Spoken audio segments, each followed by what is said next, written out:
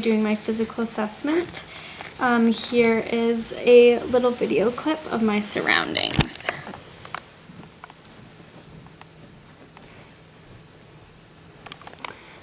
Okay, so I'm just going to wash my hands and use this alcohol swab to clean my stethoscope.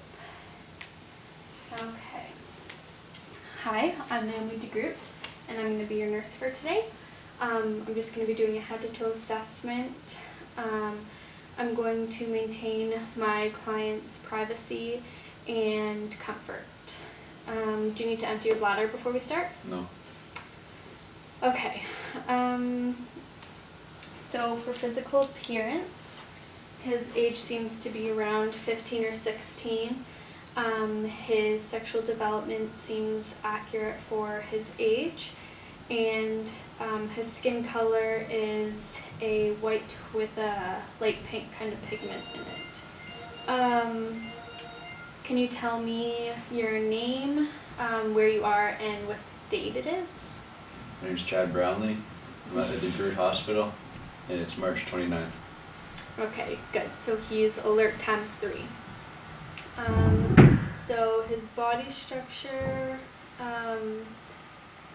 just looking at his nutrition status, he's symmetrical, his posture's good, his head is sitting on appropriately on his shoulders, his position, contour, and he has no obvious physical deformities, and his stature.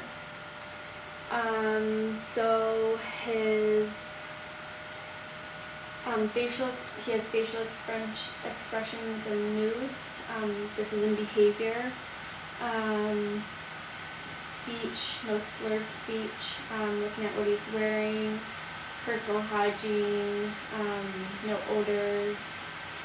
Maintains eye contact. Can I get you to just walk over there and then you can come sit back down here? Yeah. Okay, so this is just looking at mobility for gait and range of motion, and that seems to be appropriate. So now we're going to move on to your head, and I'm just going to inspect and palpate the skull and the scalp for general size. It's normal cephalic. Contour, there's no deformities, lumps, bumps, or lesions, no tenderness, and then inspect and palpate the hair. For color, seems to be lighter brown, just looking for distribution, infestations. I'm going to inspect and palpate the facial structure for symmetry, the color, white with pink undertones. There's little hair distribution, a little bit on the chin. I'm going to do a facial test, which is cranial nerve number 7. Can you smile for me? Okay, can you frown for me? Can you lift your eyebrows? Can you show me your teeth? Okay. Can you close your eyes tightly and don't let me open them? Okay. And can you puff your cheeks out and don't let me push them in? Okay. So that just means the cranial nerve is intact, number 7. I'm going to move on to the eyes and inspect the lashes, the lids and eyebrows. There's even lash distribution. There's no crusting. They're symmetrical. I'm going to move on to the sclera, scattered blood vessels, and it's pinkish in color. And I'll look at the conjunctiva, which is moist with also scattered blood vessels. There's no discoloration. Okay, I'm going to do an ocular motor test, which is cranial nerve number 3. We'll look at the pupil size. So millimeters, 5 millimeters, and 5 millimeters on both eyes. So they're symmetrical and equal bilaterally. They're round in shape. I'm going to do direct and consensual light. So direct, consensual, direct, consensual. So it's reactant to light. For accommodation, I want you to focus across the room, and when you see my finger, I want you to look at it and focus on it. I can see that the eyes are converged. We're going to move on to the ears. So I can see that the ears are lined up with the outer campus. I'm going to inspect for shape, alignment of ear. There's no discharge cerumen. They're symmetrical. I'm going to palpate the auricle and the tragus for tenderness. Doesn't seem to be any. Okay, so I'm going to perform the whisper test. So I'm going to say 3 words to you, and I want you to repeat them back to me. Okay. Happy clouds, funny. Okay, and he got it right. Okay, so his hearing is good and efficient. We're going to move on to the nose and sinuses. So I'm going to inspect the midline, no flaring, cresting, or discharge. I'm going to palpate the frontal and the maxillary sinuses. So frontal and maxillary. No pain or tenderness. Okay. I only used mild pressure. I'm going to occlude one nostril, and I want you to breathe in and out. Okay? Okay. Very good. There's nasal patency. Okay, so we're going to move on to the mouth and pharynx. I'm going to inspect the lips, the color, the symmetry, hydration. Doesn't look like there's swelling or cyanosis. I'm going to look at the gums. They're lighter pink in color. There's no swelling, no bleeding. I'm going to look at the teeth. No looseness. The shape seems to be square, white, a little off-white. Hard and soft palate now. So open your mouth, please. Looking at the color, no lesions, structure and intactness. I'm going to look at the tongue and the base of the tongue. For symmetry, movement, color, any lesions, hydrated. Okay, I'm going to do glossopharyngeal and a vagus test, which is cranial nerves number 9 and 10. When I put this on your tongue, I need you to say okay? Okay, so the uvula is in line and the soft palate rises. And that's when the patient says I'm going to do a hypoglossal test, which is cranial nerve number 12. The tongue is midline and should move side to side. Can you please say light, tight, dynamite? Light, tight, dynamite. Okay, good. And can you stick your tongue out and move it from side to side? Okay, very good. So cranial nerves are 9, 10, and 12 are all intact. So we're going to move down to the neck. I'm going to inspect and palpate for the color, any moles. We're going to look for scars, symmetry, scars, lesions, don't know if I said that. No physical masses, tracheal position is correct, and jugular venous pressure seems to be normal. No obvious enlargement of the thyroid.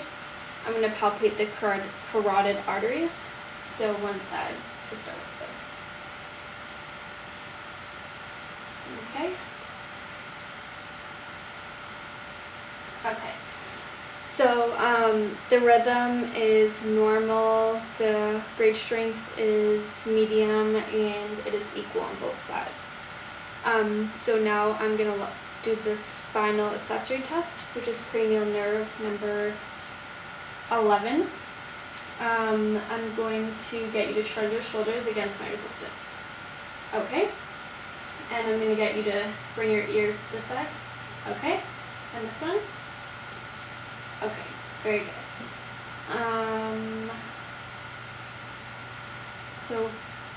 I'm going to move on to the upper extremities. So I'm going to inspect for color. Looks like a lighter pink. No lesions. Symmetrical. Joint inflammation. Muscle mass. No deformities. Doesn't look like there's any diaphoresis. I'm going to look at the nails and the shape. They're round. The angle is less than 160. And it doesn't look like there's any lesions on them. And no clubbing. I'm going to palpate for temperature, moisture, edema, no diaphoresis there, and joint temperature and tenderness. So I'm going to do a couple of tests. So this is for rum. So we're going to do your hands first. So close them, and that's flexion, and open them, extension. And then fingers. So open your fingers, and that's abduction, and close them is adduction. So we're going to bend our wrists in, flexion, and up is extension, and then hyperextension. We're going to do bring your wrist inward, ulnar. Oh no, that's radial, and then outward is ulnar. And then we're going to bring your hands up, and then supinate and pronate.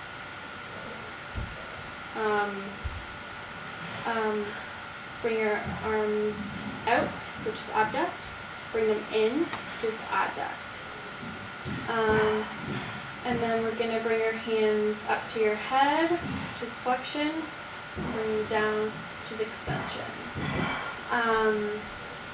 We're going to bring them in for internal and external. Okay.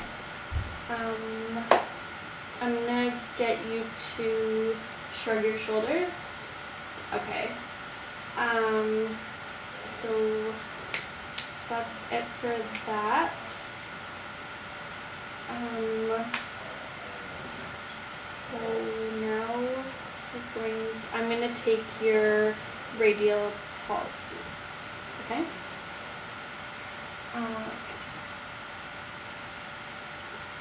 I'm looking for rate, rhythm, and equality. Okay, so it is equal.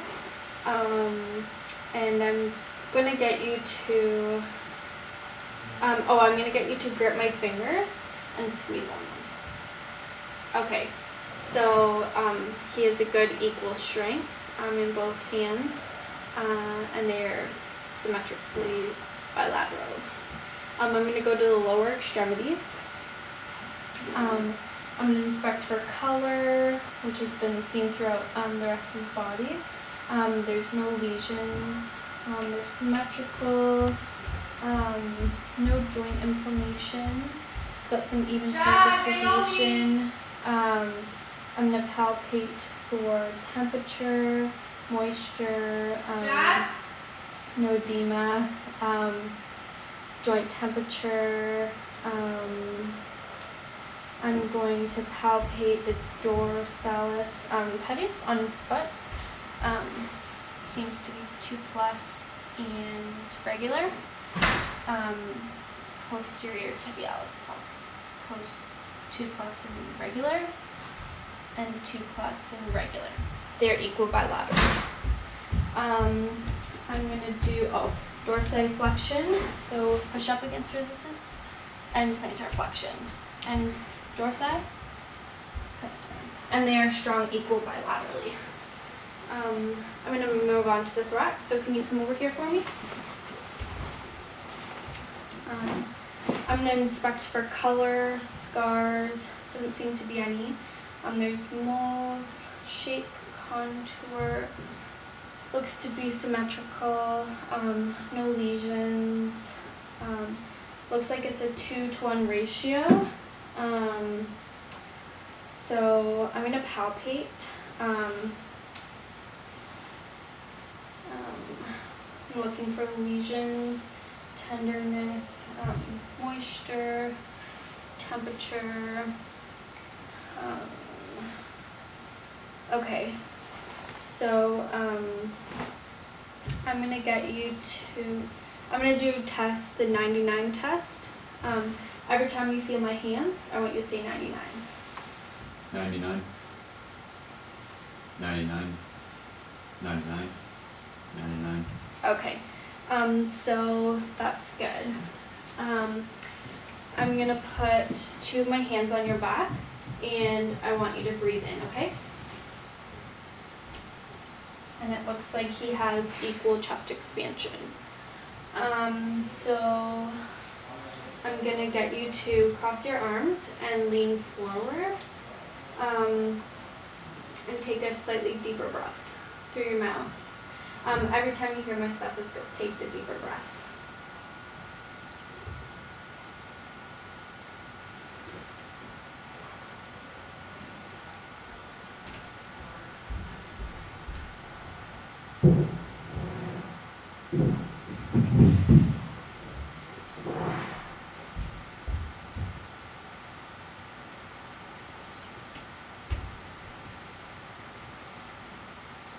Okay, so bronchial vesicular signs were heard up here, and vesicular were heard around here. I didn't hear any crackling or wheezes or adventitious sounds. Okay, so I auscultated for rate, rhythm, and equality of respirations, and they were all normal. So I'm gonna get you to come sit right here. So now I'm gonna auscultate the aorta, which is the second intercostal space on the right side. Okay, and I'm gonna move over to the pulmonic. This is normally where you hear the S2, the loudest.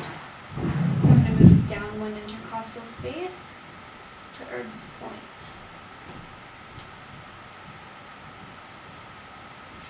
And I'm gonna move down again. This is the left of the sternal border, which is the tricuspid. And I'm gonna move down to the left midclavicular line, where the mitral is, that's what the mitral is called, and S1 is loudest here. Okay. So I was just looking for like the rate, beats per minute, the rhythm, making sure it's regular, making sure there's no murmurs or extra heart sounds. Okay, so I'm going to move on to the abdominal, so you can just lie down here for me.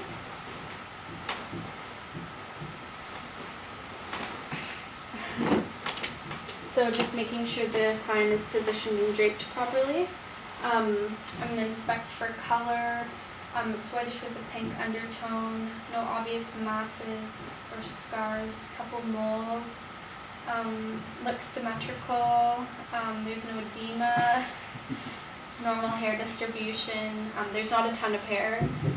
The contour, so I'm gonna also tape vowel sounds in all 4 quadrants for frequency and character vowel sounds. I'm gonna start in the right left quadrant. Or, yeah, right lower.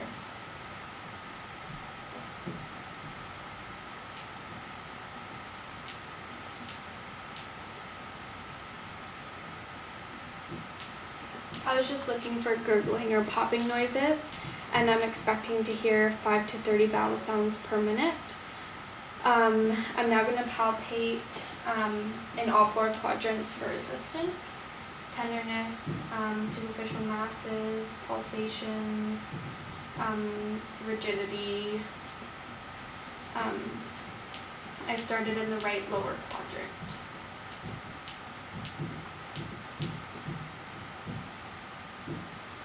Doesn't seem like there's any pain. There's no tenderness.